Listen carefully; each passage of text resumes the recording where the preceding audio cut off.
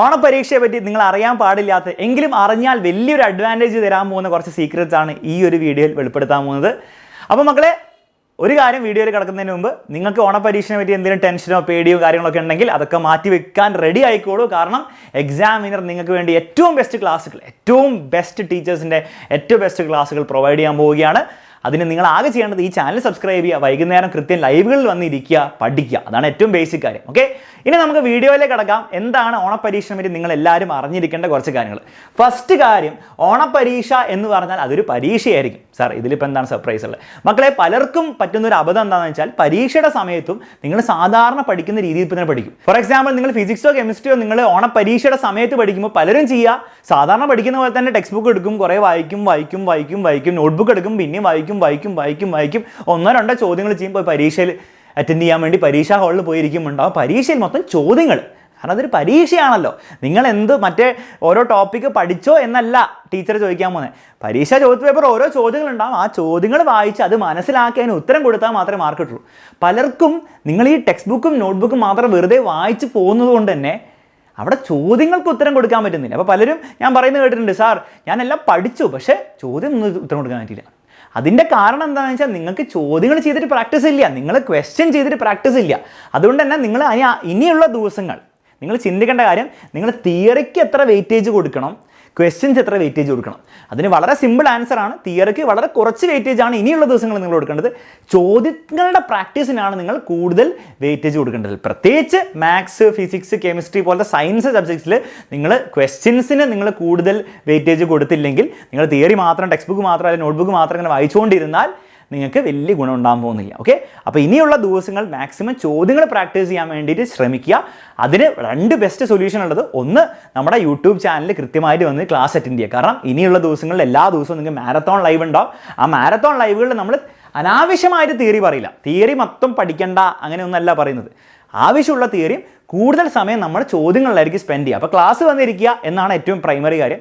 രണ്ടാമത്തെ കാര്യം, നിങ്ങളുടെ നോട്ട്ബുക്കൊന്നും നിങ്ങൾക്ക് ഏതെങ്കിലും ഗൈഡൊക്കെ നിങ്ങൾ യൂസ് ചെയ്യുന്നുണ്ടെങ്കിലും പിന്നെ എക്സാമിനറിൻ്റെ ബാച്ചിൽ ജോയിൻ ചെയ്തവരാണെങ്കിലും ഒക്കെ നിങ്ങൾ അതിലെ ക്വസ്റ്റ്യൻസിൽ കൂടുതൽ ഫോക്കസ് ചെയ്യുക. ഓക്കെ, ബുക്സ് ആണെങ്കിൽ ബുക്സിലെ ക്വസ്റ്റ്യൻസിൽ ഫോക്കസ് ചെയ്യുക. ബാച്ചിലെ ക്വസ്റ്റ്യൻസിലും അതിൽ തന്നിരിക്കുന്ന നോട്ട്സും റിവൈസ് ചെയ്യാൻ വേണ്ടി മാക്സിമം ശ്രമിക്കുക. ഓക്കെ, അപ്പോൾ അതാണ് ഏറ്റവും ബെസ്റ്റ് ചെയ്യേണ്ടത്. ഇത് കൂടാതെ നിങ്ങൾക്ക് മുൻ പരീക്ഷാ ചോദ്യ പേപ്പറിലെ ചോദ്യങ്ങളും നിങ്ങൾക്ക് ചെയ്യാൻ പറ്റുമെങ്കിൽ, അതിനുള്ള സമയം നിങ്ങൾക്ക് ഉണ്ടാക്കാൻ സാധിക്കുമെങ്കിൽ അത് വലിയൊരു കാര്യമായിരിക്കും. കാരണം മിക്ക ചോദ്യങ്ങളും നിങ്ങൾ ഓണപരീക്ഷയിൽ കാണാൻ പോകുന്നത് ഒന്നെങ്കിൽ പബ്ലിക് പരീക്ഷയിലോ അല്ലെങ്കിൽ മുൻ ഓണപരീക്ഷകളിലൊക്കെ ചോദിച്ച ചോദ്യങ്ങളോ അതിനോട് സാമ്യമുള്ള ചോദ്യങ്ങളൊക്കെയാണ് വരാൻ പോകുന്നത്. ഓക്കെ, അപ്പോൾ നിങ്ങളത് പ്രാക്ടീസ് ചെയ്താൽ അത്രത്തോളം ബെനിഫിറ്റ് ആയിരിക്കും നിങ്ങൾക്ക് കിട്ടുക. മാത്രമല്ല, എത്രത്തോളം ചോദ്യങ്ങൾ നിങ്ങൾ ചെയ്യുന്നോ അത്രത്തോളം നിങ്ങൾ ചോദ്യങ്ങൾ കണ്ട് അതിനെപ്പറ്റി അത് മനസ്സിലാക്കാനും അതിൻ്റെ ആൻസർ എഴുതി ഫലിപ്പിക്കാനുള്ള ആ ഒരു സ്കില്ലും നിങ്ങൾ എന്ത് ചെയ്യുന്നുണ്ട്, നിങ്ങൾ ബിൽഡ് ചെയ്തെടുക്കുന്നുണ്ട്. അതും വലിയ ഇമ്പോർട്ടൻസ് ഉള്ളൊരു കാര്യമാണ്. ഓക്കെ, സോ കൂടുതൽ സമയം ഇനിയുള്ള ദിവസങ്ങളിൽ ക്വസ്റ്റ്യൻസിൽ സ്പെൻഡ് ചെയ്യാൻ നോക്കുക. എത്രത്തോളം സമയം നിങ്ങൾ ക്വസ്റ്റ്യൻസിൽ നിന്ന് അകന്ന് നിൽക്കുന്നു അത്രത്തോളം ബുദ്ധിമുട്ടായിരിക്കും പരീക്ഷയിൽ നിങ്ങൾ ഫേസ് ചെയ്യാൻ പോകുന്നത്. അപ്പോൾ ഫസ്റ്റ് കാര്യം മനസ്സിലായി എന്ന് വിചാരിക്കുന്നു. ശരിക്കും പറഞ്ഞാൽ വളരെ കോമൺ സെൻസിക്കലായിട്ട് നിങ്ങൾക്ക് തോന്നേണ്ട കാര്യമാണ്, എങ്കിലും പലർക്കും ഇത് അറിയാത്തത് കൊണ്ടാണ് ഇതെനിക്ക് പറയേണ്ടി വരുന്നത്. ഓക്കെ, രണ്ടാമത്തെ കാര്യം, പലരും എന്ത് ചെയ്യാൻ നോക്കുന്നത് വെച്ചാൽ, സാർ ഞാൻ 3 ചാപ്റ്റർ പഠിക്കാനുണ്ട്, ഞാൻ പക്ഷേ 2 ചാപ്റ്റർ അല്ല 1 ചാപ്റ്റർ ഞാൻ പഠിച്ചിട്ടുള്ളൂ പ്രോപ്പറായിട്ട്. അപ്പോൾ ഞാൻ എങ്ങനെയും സിലബസ് അങ്ങോട്ട് തീർത്തേക്കാം. ഓക്കെ, പ്രോപ്പറായിട്ടൊന്നും പഠിച്ചില്ലെങ്കിൽ കുഴപ്പമില്ല, അങ്ങോട്ട് തീർക്കാം. കാരണം തീർക്കാണ്ട് എങ്ങനെ പരീക്ഷയ്ക്ക് പോകാം, പരീക്ഷ 3 ചാപ്റ്ററില്ലേ. ഇങ്ങനെ നിങ്ങൾ വിചാരിച്ചാൽ നിങ്ങൾക്ക് പ്രത്യേകിച്ച് വലിയ ഗുണമൊന്നും ഉണ്ടാകാൻ പോകുന്നില്ല. അതായത് നിങ്ങളിങ്ങനെ ആർക്കോ വേണ്ടി എന്തിനോ വേണ്ടി ഒരു പകുതി രീതിയിൽ അതല്ല ചെയ്യാൻ പറ്റുള്ളൂ, അതിന് സമയമല്ലേ ഇതിനുള്ളൂ. അങ്ങനെ ഒരു ഹാഫ് ഹാർട്ടഡായിട്ട് നിങ്ങൾ സിലബസ് കംപ്ലീറ്റ് ചെയ്ത് കഷ്ടപ്പെട്ട് പോയി പരീക്ഷ എഴുതിയുകൊണ്ട് നിങ്ങൾക്ക് ഒരു ഗുണം കിട്ടാൻ പോകുന്നില്ല. അതിൻ്റെ കാരണം വളരെ സിമ്പിളാണ്. കാരണം നിങ്ങൾ ഒരു ചാപ്റ്റർ പകുതി നോളേജോടെ പോയി പരീക്ഷാ പേപ്പറിൽ ഉത്തരം കൊടുക്കാൻ വേണ്ടി വിചാരിച്ചാൽ അതൊന്നും നടക്കില്ല. ഭാഗ്യം കൊണ്ട് ചിലപ്പോൾ 1-2 ഉത്തരം കിട്ടിയെന്ന് തരാം. അല്ലാത്ത പക്ഷം നിങ്ങൾക്ക് അത് പ്രോപ്പറായിട്ട് ആ ചാപ്റ്ററിൽ നിന്ന് ചോദ്യങ്ങൾ ഉത്തരം കൊടുക്കാൻ പറ്റില്ല. അതൊരു കാര്യം. രണ്ടാമത്തെ പ്രശ്നം അതിലും വലിയ പ്രശ്നമാണ്. കാരണം നിങ്ങളിപ്പോൾ ആ 2, 3 ചാപ്റ്ററൊക്കെ പഠിച്ചു എന്ന് വിചാരിക്കാം. പക്ഷേ പിന്നീട് ക്രിസ്മസ് എക്സാമും പബ്ലിക് എക്സാമൊക്കെ വരുന്ന സമയത്ത് വീണ്ടും നിങ്ങൾ പഠിക്കേണ്ടി വരും. കാരണം എങ്ങനെയൊക്കെയോ പകുതി ആണ് പഠിച്ചു വെച്ചിരിക്കുന്നത്. അപ്പോൾ വീണ്ടും ആ സമയമാകുമ്പോൾ വീണ്ടും അതൊക്കെ മറന്നു പോകും, അല്ലെങ്കിൽ ആ പകുതി ഏതാണ് പകുതി ഏതാ പഠിച്ചതെന്നുള്ള ഒരു ഓർമ്മയുണ്ടാവില്ല. അപ്പോൾ വീണ്ടും ആ ചാപ്റ്റർ ഫുള്ളായിട്ട് പഠിക്കേണ്ട അവസ്ഥയിലേക്ക് നിങ്ങൾ മാറും. അപ്പോൾ നിങ്ങൾ വെറുതെ സമയം വേസ്റ്റ് ചെയ്യണം.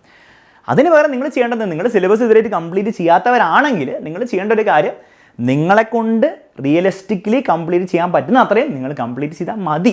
ഓക്കെ, പക്ഷെ ആ തീർക്കുന്ന കാര്യം മര്യാദയ്ക്ക് തീർക്കണം. അത് പ്രോപ്പറായിട്ട് മനസ്സിലാക്കണം. എന്തൊക്കെയാണ് പഠിക്കുന്നത് മനസ്സിലാക്കുക. അതിലെ ചോദ്യങ്ങളെ പരമാവധി പ്രാക്ടീസ് ചെയ്യുക. എന്നിട്ട് ആ പഠിക്കുന്ന കാര്യത്തിന് എന്ത് ചോദ്യം വന്നാലും ഉത്തരം കൊടുക്കാൻ പറ്റും എന്നുള്ള ഒരു കോൺഫിഡൻസിൽ വേണം പരീക്ഷയിൽ പോകാൻ. അങ്ങനെ നിങ്ങൾ ചെയ്താൽ നിങ്ങൾക്ക് ഒബ്വിയസ്ലി നിങ്ങൾ പഠിക്കാത്ത ഭാഗത്ത് നിന്ന് ചിലപ്പോൾ മാർക്ക് കുറയും, പക്ഷെ അത് കുഴപ്പമില്ല. പക്ഷേ നിങ്ങൾ പഠിച്ച കാര്യം നിങ്ങൾ ഓൾറെഡി നന്നായിട്ട് പഠിച്ചിട്ടുണ്ടാവും, അതിന് മാക്സിമം മാർക്ക് ഉണ്ടാക്കാനും പറ്റും. ഓക്കെ, അപ്പോൾ അതുകൊണ്ട് തന്നെ മാക്സിമം എന്ത് ചെയ്യുക, സിലബസ് തീർക്കാൻ വേണ്ടിയുള്ള നെട്ടോട്ടത്തിൽ നിങ്ങൾ പോയി ട്രാപ്പിൽ പെടരുത്. പഠിച്ച കാര്യം മര്യാദയ്ക്ക് പഠിക്കുക. പിന്നെ ഒബ്വിയസ്ലി എന്ത് ചെയ്യണം, നിങ്ങളുടെ ഫ്രണ്ട്സോ ആരെങ്കിലും നമ്മുടെ ക്ലാസ്സിലൊക്കെ ചിലപ്പോൾ പറഞ്ഞുതരും, ഈ അവസാനത്തെ ചാപ്റ്ററിന് ഇന്ന ചോദ്യങ്ങൾ പഠിച്ചു വെച്ചോ, അത് ചിലപ്പം പരീക്ഷയിൽ വരാൻ വളരെയധികം ചാൻസ് ഉണ്ട്, അത് വന്നാൽ ഇങ്ങനെ എഴുതാനൊക്കെ പറയും. അപ്പോൾ ഒബ്വിയസ്ലി അതൊക്കെ ചെയ്യാം. അപ്പോൾ അതൊന്നും ചെയ്യേണ്ടെന്നല്ല ഉദ്ദേശം, ഞാൻ പഠിക്കുന്ന ചാപ്റ്റർ ഞാൻ തൊട്ട് വെക്കില്ല എന്നല്ല ഉദ്ദേശിച്ചത്. അതിൽ ചില കാര്യങ്ങളൊക്കെ ഉണ്ടാവും. അപ്പോൾ അതൊക്കെ നമ്മുടെ ലൈവ് ക്ലാസ്സിൽ പറയുമ്പോൾ, അല്ലെങ്കിൽ നിങ്ങളുടെ ഫ്രണ്ട്സോ അല്ലെ ആരെങ്കിലുമൊക്കെ പറഞ്ഞു തരുമ്പോൾ അത് മാത്രം പഠിക്കുക. ഞാൻ ഉദ്ദേശിച്ചത് അതിന് വേണ്ടി സിലബസ് തീർക്കുന്നതിൻ്റെ ആ നെട്ടോട്ടത്തിൽ വെറുതെ സമയം കളഞ്ഞിട്ട് കാര്യമില്ല എന്നാണ്. ഓക്കെ, അപ്പോൾ ആ ഒരു കാര്യം മനസ്സിലാക്കുക. പഠിക്കാൻ പോകുന്ന കാര്യങ്ങൾ അല്ലെങ്കിൽ പഠിക്കാൻ പറ്റുന്ന കാര്യങ്ങൾ മര്യാദയ്ക്ക് പഠിക്കുക എന്നുള്ള കാര്യമാണ് ഏറ്റവും ബേസിക് കാര്യം. ഓക്കെ, ആ ഒരു കാര്യം നിങ്ങളെല്ലാവരും ഫോളോ ചെയ്യണം. മൂന്നാമത്തെ കാര്യം, എത്ര സമയം പഠിക്കണം എന്നാണ്. ഓക്കെ, അതായത് സാർ ഈ പരീക്ഷാ ദിവസങ്ങളിൽ ഞാൻ എത്ര സമയം പഠിച്ചാലാണ് എനിക്ക് മാക്സിമം മാർക്ക് ഉണ്ടാക്കാൻ പറ്റുക, പലരുടെയും ചോദ്യമാണ്. മക്കളെ, ഒരു ഇന്ന ടൈം എന്ന് എനിക്ക് പറഞ്ഞുതരാൻ പറ്റില്ല. നിങ്ങളെ കൊണ്ട് പറ്റുന്ന മാക്സിമം നിങ്ങൾ പഠിക്കാൻ ശ്രമിക്കുക. അതാണ് ഏറ്റവും ബേസിക് ആയിട്ടുള്ള കാര്യം. ഇനി രണ്ടാമത്തെ കാര്യം, അത് പലർക്കും ഇത് കേൾക്കുമ്പോൾ ഒരു സാറ്റിസ്ഫാക്ഷൻ ഇല്ലേ, സാർ അങ്ങനെ പറഞ്ഞാൽ ശരിയല്ല, ഒരു മണിക്കൂർ പറ, 1 മണിക്കൂറാണോ, 1.5 മണിക്കൂറാണോ, 2 മണിക്കൂറാണോ. മക്കളെ, വളരെ ബേസിക് ആയിട്ട് പറഞ്ഞാൽ നിങ്ങളൊരു 1.5 മണിക്കൂർ എങ്കിലും നിങ്ങൾ ഈ പരീക്ഷാ ദിവസങ്ങളിൽ പഠിച്ചേ പറ്റുള്ളൂ. അത് വളരെ അൺറിയലിസ്റ്റിക് ആയിട്ടുള്ളൊരു ഗോളായിട്ട് ഞാൻ കരുതുന്നില്ല.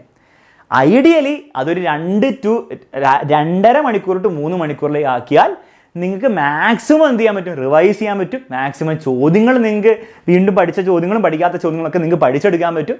എന്നിട്ട് പരീക്ഷ എഴുതി അതിൻ്റെതായ വ്യത്യാസം ഉണ്ടാവും. ഓക്കെ, അപ്പോൾ അത് നിങ്ങൾ തന്നെ ആലോചിക്കണം, നിങ്ങൾക്ക് എന്താണ് വേണ്ടത്. നിങ്ങൾക്ക് നല്ല മാർക്കാണ് വേണ്ടെങ്കിൽ നിങ്ങൾക്ക് 1.5 മണിക്കൂർ കൊണ്ട് നിങ്ങൾക്ക് തീർക്കാൻ സാധിക്കില്ല. നിങ്ങൾക്ക് നല്ലൊരു മാർക്കാണ് വേണ്ടത്, മിനിമം 2.5 മണിക്കൂർ ടു 3 മണിക്കൂർ പരീക്ഷാ ദിവസങ്ങളിൽ പഠിക്കാൻ നിങ്ങൾ സമയം ഉണ്ടാക്കണം. ഇനി ഒബ്വിയസ്ലി അതിലും കൂടുതൽ നിങ്ങൾക്ക് പഠിക്കാൻ പറ്റുവാണെങ്കിൽ അത്രത്തോളം നല്ലത്. ഓക്കെ, പക്ഷേ അതേസമയം നിങ്ങൾ ശ്രദ്ധിക്കേണ്ട ബേസിക് ആയിട്ടുള്ള കുറച്ച് കാര്യങ്ങൾ, നിങ്ങൾ പരീക്ഷാ ദിവസങ്ങളിൽ കൂടുതൽ സമയം പഠിച്ച കാര്യങ്ങൾ റിവൈസ് ചെയ്യാൻ വേണ്ടി ശ്രമിക്കുക. പുതിയ കാര്യങ്ങൾ പഠിക്കാൻ കുറേ പോകണ്ട, അത് നല്ല കാര്യമായിരിക്കില്ല.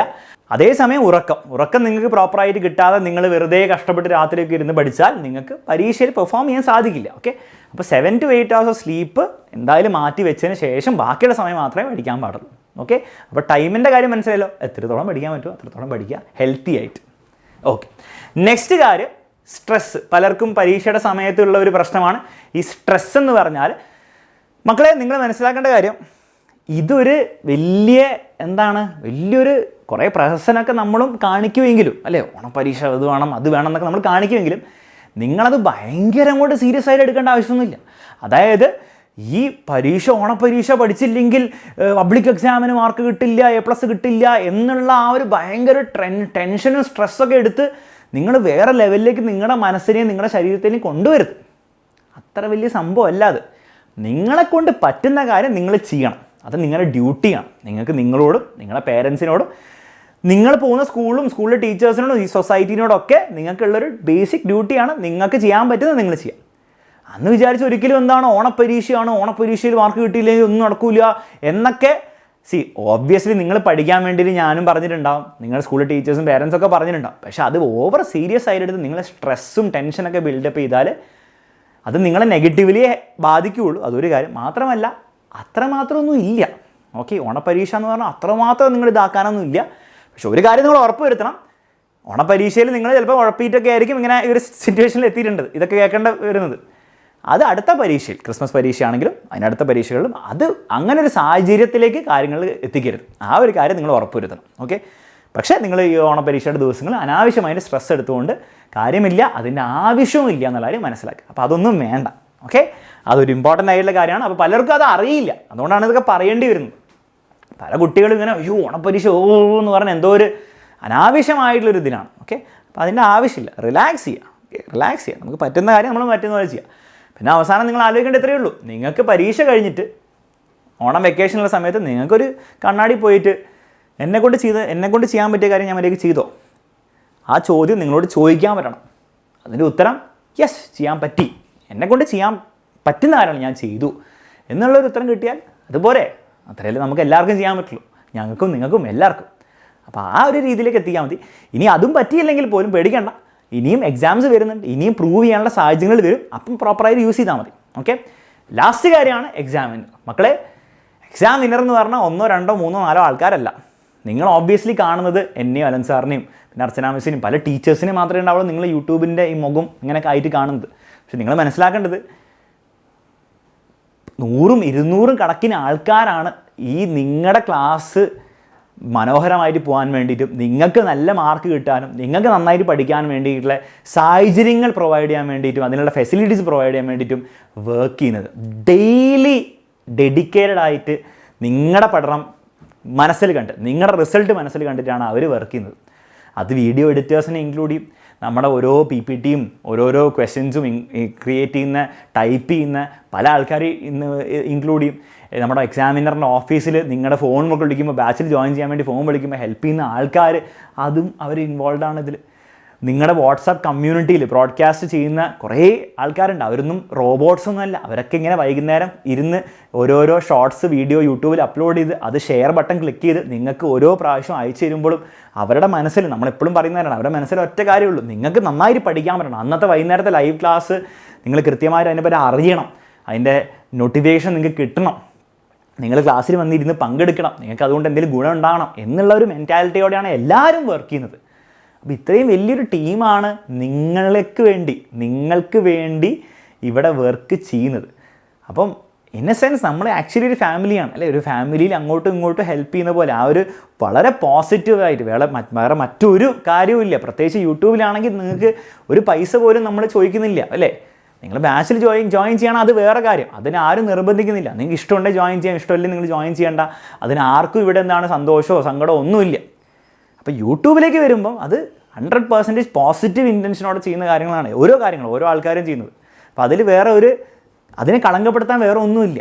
അപ്പോൾ അത്രയും ഒരു ഫാമിലിയുടെ ഓരോ ആൾക്കാരും അങ്ങോട്ടും ഇങ്ങോട്ടും അച്ഛനും അമ്മയും മക്കളും ഒക്കെയുള്ള അങ്ങോട്ടും ഇങ്ങോട്ടുള്ള ഒരു പോസിറ്റീവ് ഇൻറ്റൻഷൻ അല്ലെ. അങ്ങോട്ടും ഇങ്ങോട്ടും പോസിറ്റീവ് കാര്യങ്ങൾ സംഭവിക്കണം അല്ലെ, അച്ഛനും അമ്മയ്ക്കൊക്കെ പോസിറ്റീവ് വരണം അല്ലെ, മക്കൾക്ക് പോസിറ്റീവ് കാര്യങ്ങളെ സംഭവിക്കാൻ പാടുള്ളൂ എന്നുള്ള ആ ഒരു ഇൻറ്റൻഷനോടെയാണ് നമ്മൾ ഓരോ കാര്യങ്ങളും ഈ എക്സാമിനർ ഫാമിലി തന്നെ ചെയ്യുന്നത്. അപ്പോൾ ഇൻ എ സെൻസ് നമ്മൾ ആക്ച്വലി ഒരു ഫാമിലി ആണെന്നുള്ള കാര്യം നിങ്ങളുടെ മനസ്സിലൊരു ബോധ്യം ഉണ്ടാവണം. ആ ബോധ്യം ഉണ്ടെങ്കിൽ എന്ത് വന്നാലും പേടിക്കേണ്ട ആവശ്യമില്ല എന്നുള്ള ആ ഒരു കരുത്ത് നിങ്ങളുടെ മനസ്സിൽ കിട്ടും. ആ ഒരു കരുത്തും കൂടി ഇനി അങ്ങോട്ട് ഉണ്ടായിരിക്കണം. ഓക്കെ, അപ്പോൾ എക്സാമിനർ ഫാമിലി എന്ന് പറഞ്ഞാൽ ആക്ച്വലി നിങ്ങൾ വിചാരിക്കുന്ന വെറുതെ ഒരു വാക്കിലല്ല, ഒരു വേർഡിൽ, ഒരു സെൻറ്റൻസിൽ ഉൾക്കൊള്ളാൻ പറ്റിയ ഒരു തോട്ടല്ല. അത് ആക്ച്വലി ഒരു കാര്യമാണ്. ഇതിൽ ഞങ്ങളുടെ ഹോൾ ടീം മാത്രമല്ല, നിങ്ങൾ അറിയാത്തതും അറിയുന്നതുമായിട്ടുള്ള പല കുട്ടികളും ഒരുമിച്ച് വന്നിരിക്കുന്ന ഒരു കൂട്ടായ്മയാണിത്. നിങ്ങളൊന്ന് ആലോചിച്ചാൽ വലിയൊരു കാര്യം തന്നെയാണ്. ഇതിലും വലിയ കാര്യം എന്താണുള്ളത്? ഇത്രയും കുട്ടികൾ, ആയിരക്കണക്കിന് കുട്ടികൾ ഓരോ ദിവസവും ഓരോ ലൈവ് ക്ലാസ്സിൽ കയറി വന്നിരുന്ന് ആ ഒരു എനർജിയും പവറും കാണിക്കുന്ന, അങ്ങോട്ടും ഇങ്ങോട്ടും അറിയാത്ത സ്ട്രേഞ്ചേഴ്സാണ് എല്ലാവരും. അവരൊക്കെ വന്നിരുന്ന് ഒരുമിച്ച് വെറുതെ അല്ലേ, പ്രത്യേകിച്ച് ഒരു ഗോളൊന്നും ഇല്ല, ഇവിടെ ഫീസും പൈസയും കൊടുത്തിട്ട് വന്നല്ല നിങ്ങൾ പഠിക്കുന്നത്, ഒരു ഇതും ഇല്ലാണ്ട്, ഒരു കണ്ടീഷൻസും ഇല്ലാണ്ട് വന്ന് പഠിക്കുന്നത്, അതൊരു മഹത്തായ കാര്യമായിട്ടാണ് ഞാൻ കരുതുന്നത്. നിങ്ങൾക്കും അങ്ങനെ കരുതാൻ പറ്റുകയാണെങ്കിൽ അത് വേറൊരു ലെവൽ ഓഫ് ഫീലിംഗ് ആയിരിക്കും നിങ്ങൾക്ക് ഉണ്ടാക്കാൻ പോകുന്നത്. വേറെ ലെവൽ ഓഫ് പോസിറ്റീവ് ഫീലിംഗ് ആയിരിക്കും നിങ്ങൾക്ക് പഠിക്കുമ്പോഴൊക്കെ ഉണ്ടാക്കി തരാൻ പോകുന്നത്. ആ ഒരു രീതിയിൽ, ആ ഒരു ഫ്രെയിം വർക്കിൽ നിങ്ങൾക്ക് ചിന്തിക്കാൻ പറ്റട്ടെ എന്ന് വിചാരിച്ചുകൊണ്ട്, എന്ന് ഹോപ്പ് ചെയ്തുകൊണ്ട് ഈ വീഡിയോ അവസാനിപ്പിക്കുകയാണ് മക്കളെ. അപ്പോൾ നിങ്ങൾക്ക് ഭയങ്കര സീക്രറ്റ്സ് ഒന്നും ആയിരിക്കില്ല പലർക്കും പല കാര്യങ്ങളും നമ്മൾ റിവീൽ ചെയ്തത്. എങ്കിലും ഈ ഒരു വീഡിയോ കൊണ്ട് എന്തെങ്കിലും യൂസ്ഫുൾ ആയിട്ട് നിങ്ങൾക്ക് തോന്നുകയാണെങ്കിൽ തീർച്ചയായിട്ടും നിങ്ങളുടെ ഫ്രണ്ട്സിനൊക്കെ ഷെയർ ചെയ്ത് കൊടുക്കുക. അതിനോടൊപ്പം തന്നെ കമൻറ്റ് ബോക്സിൽ ഒരു കമൻറ്റും കൂടി അങ്ങോട്ട് ഇട്ടേക്കുക. ഓക്കെ, അതെന്ത് വേണം ഇട്ടോളൂ. നിങ്ങൾക്ക് ഈ വീഡിയോ എന്താ യൂസ്ഫുൾ ആയി തോന്നിയെങ്കിലോ അല്ലെങ്കിൽ ഈ വീഡിയോനെ പറ്റി എന്തെങ്കിലും പറയാൻ ആഗ്രഹിക്കുന്നുണ്ടല്ലോ, അല്ലെങ്കിൽ നിങ്ങൾക്ക് വെറുതെ എന്തെങ്കിലും റാൻഡമായിട്ട് പറയാനുണ്ടെങ്കിൽ അത് കമൻറ്റ് ബോക്സിൽ കമൻറ്റ് ചെയ്യുക. മറ്റൊരു വീഡിയോയിൽ നമുക്ക് കാണാം മക്കൾ. അതുവരെ അടിപൊളിയായിട്ട് പഠിക്കുക. ഓണപ്പരീക്ഷ നമുക്ക് പറ്റുന്ന പോലെ നമ്മൾ തകർത്ത് എഴുതിയിരിക്കും. ഓക്കെ, അപ്പോൾ ഓൾ ദി ബെസ്റ്റ്. അടുത്ത വീഡിയോയിൽ കാണാം.